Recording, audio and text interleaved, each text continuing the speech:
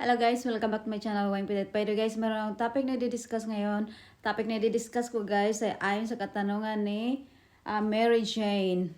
Shortcut lang yan na name guys, hindi ko na binanggit lahat. Pero dito kay Mary Jane, ito yung katanungan niya. Sabi niya dito, kailangan hubang magaling ka mag-English pag pumunta ka dyan? Okay.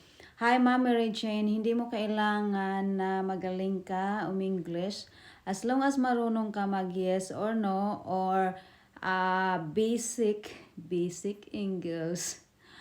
Pwedeng-pwede na kasi yung mga employer sa Singapore, understandable naman sila. Tapos yung iba naman ay hindi rin magaling mag-English. Pero mas maganda pa rin na marunong tayo mag-English kahit pabaluktot lang, kahit hindi perfect grammar.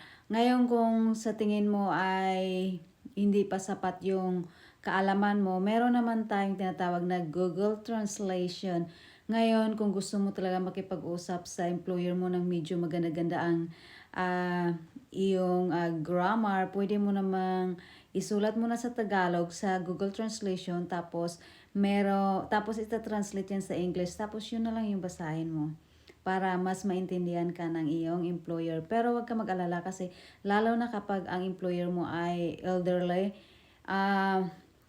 kasagaran sa kanila ay hindi rin sila marunong mag-English, or kung marunong man sila mag-English, pabaluktot, or kagaya na lang, sampulan na lang kita, papalutuin ka niya ng pagkain niya, sabi niya yan, cook me food, or basta maintindihan, basta yung grammar nila hindi ganun ka perfect, at saka hindi naman sila perfectionist, ganun. Maliban na lang kung ang ka-encounter mo ay Filipino. Kasi yung mga, hindi ko naman nila lahat, pero ang mahilig mag-correct ng English grammar ay tayo lang namang mga Pilipino. Hindi lahat ha, hindi ko nila lahat, yun.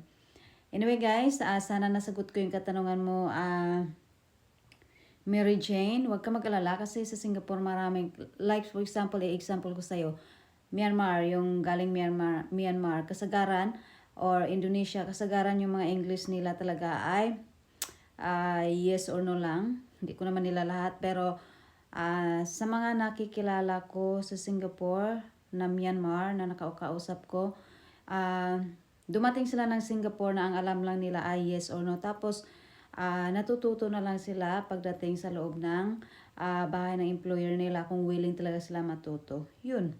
Kaya huwag ka mag-alala. Hindi kagaya sa Pinas na pag mag-apply ka kailangan perfect English.